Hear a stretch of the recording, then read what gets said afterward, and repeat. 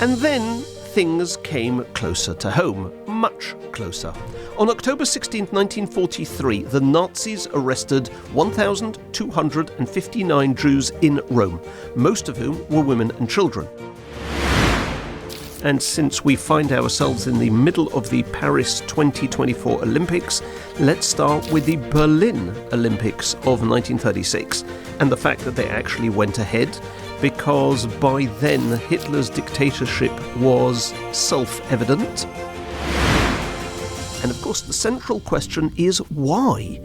If there's no penalty to not participating and no background in the SS type of anti-Semitism, why did in fact 85% participate? Until recently, Jews hadn't been eager to go to Palestine because Jews are mainly dedicated to commerce. And commerce remains quite profitable for them when they live amongst Christians. But if, on the contrary, all and only the Jews come together, you have an enormous gathering of swindlers while lacking those to be swindled. Welcome to History for the Curious. I'm Menno Reisner, and I host the internationally renowned lecturer, dynamic historian, and tour guide, Rabbi Aubrey Hirsch.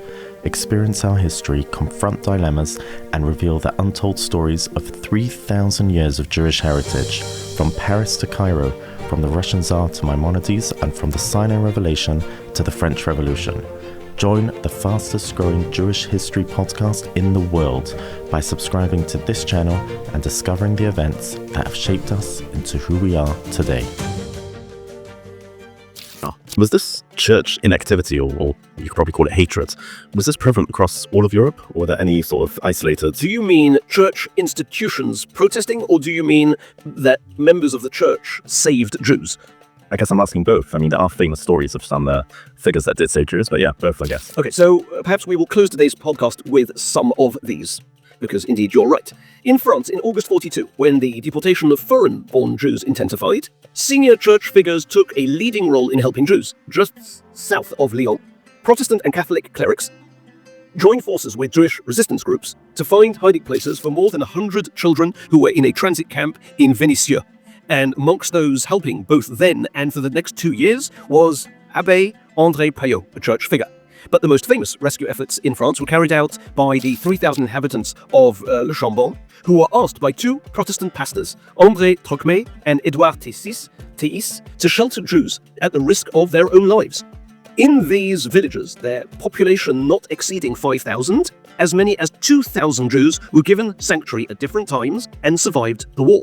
And when a minister in the Vichy government made an official visit to Le Chambon in August 42, and days later, Vichy gendarmes were sent into the town to locate illegal aliens, so it was now assumed that Trocmé, this pastor, was about to be arrested. In his speech to his parishioners, he said, "Do the will of God, not of men." He was arrested, he was held for 4 weeks, he was then actually released, and he then went underground. In Valence, the convent Le Refuge took in Lucy Dreyfus. She was the wife of Captain Alfred Dreyfus, who was no longer alive at this moment in time. He died in 1935. He was possibly the most famous French Jew of modern times, but hunted as well. The Mother Superior was the only person aware of this person's true identity, and one of the women with whom Lucy shared a room was outspokenly anti-Semitic, given over to tirades against the Jews. And Lucy Dreyfus wrote to one of her granddaughters, "It is so tragic the world has gone insane. All these massacres are perpetrated in the midst of a general indifference." She survived the war, but the granddaughter to whom she wrote, Madeleine Lévy, was murdered in Auschwitz in January 1944 at the age of 25. So far, individuals. And we have churches themselves. In Athens, General Stroop, who had been in charge of making Warsaw Judenrein, now went on to Athens. He summons the Archbishop Damaskinos and asks for his cooperation in deporting the Jews. The Archbishop was basically the spiritual leader of the Greek Orthodox people over Greece entirely. This is from 41 until he died in 49. Interestingly, he was also the, so to speak, regent or ruler of Greece between the pullout of German occupation forces in 44 and the return of the king in 46. But he was the spiritual leader for 8 years. The Archbishop left Stroop's office and ordered all the churches under his jurisdiction to distribute Christian Baptist certificates to Jews fleeing the Nazis in order to try and save the thousands of Jews in and around Athens. He advised his priests to do everything that they could to help the Jews and to hide those for whom you couldn't find a certificate of baptism.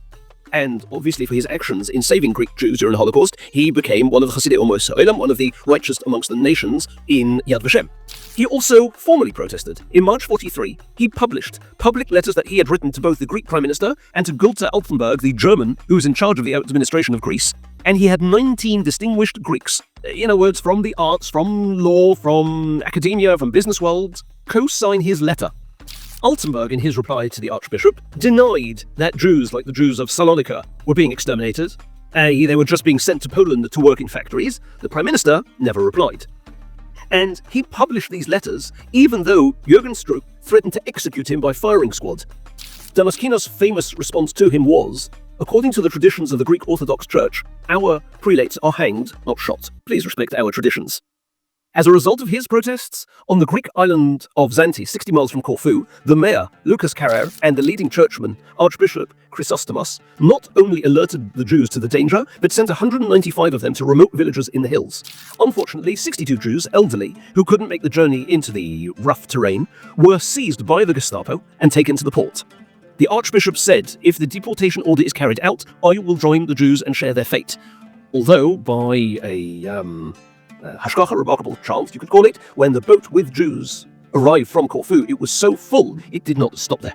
Finally, in Denmark, the Danish Lutheran State Church, of which 70% of Danes were members of, fought against anti-Semitism throughout the entire occupation, made their views public from the pulpit.